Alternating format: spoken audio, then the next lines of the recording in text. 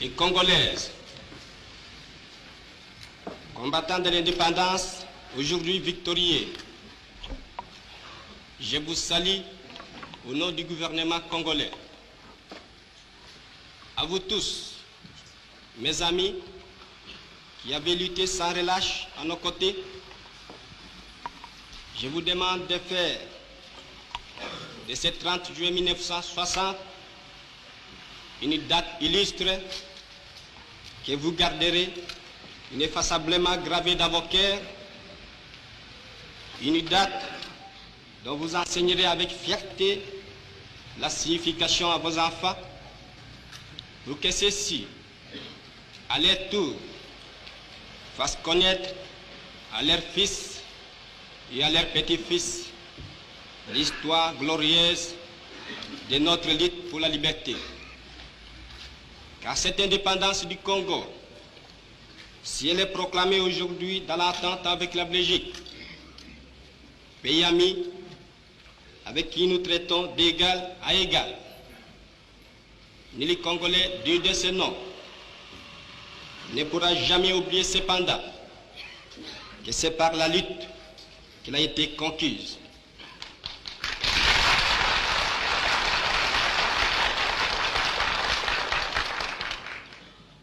Une lutte de tous les jours, une lutte ardente et idéaliste, une lutte dans laquelle nous n'avons mélangé ni nos forces, ni nos privations, ni nos souffrances, ni notre sang. Cette lutte qui fit des larmes, des feux et des sang, nous en sommes fiers jusqu'au plus profond de nous-mêmes, car ce fut une lutte noble et juste, une lutte indispensable pour mettre fin à l'humiliant esclavage qui nous était imposé par la force. Ce qui fit notre sort à 80 ans de régime colonialiste, nos blessures sont trop fraîches et trop douloureuses encore pour que nous puissions les chasser de notre mémoire. Quand nous avons connu le travail harassant, exigé en échange de salaires qui ne nous permettaient ni de manger à notre faim, ni de nous vêtir ou nous loger décemment, ni d'élever nos enfants comme des êtres chers.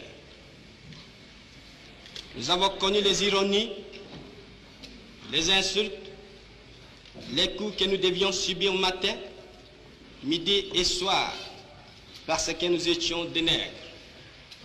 Qui oubliera qu'à un noir, on disait tu, non certes comme à un ami, mais parce que les voix honorables étaient réservées aux seuls blancs.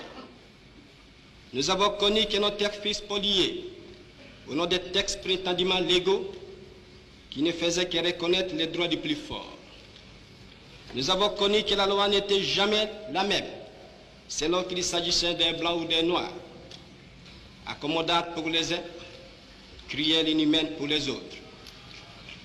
Nous avons connu les souffrances atroces des relégués pour opinion politique ou croyances religieuses. Exilés dans leur propre patrie, leur sort était vraiment pire que la mort elle-même. Nous avons connu qu'il y avait dans les villes des maisons magnifiques pour les blancs et des paillotes croulantes pour les noirs. Que les noirs n'étaient admis dans les cinémas, ni dans les restaurants, ni dans les magasins européens. Que les noirs voyageaient à même la coque de péniche au pied du blanc dans sa cabine de luxe. Qui oubliera enfin les fusillades où périrent tant de nos frères. Les cachons furent brutalement jetés, ceux qui ne voulaient plus se soumettre au régime d'injustice, d'oppression et d'exploitation.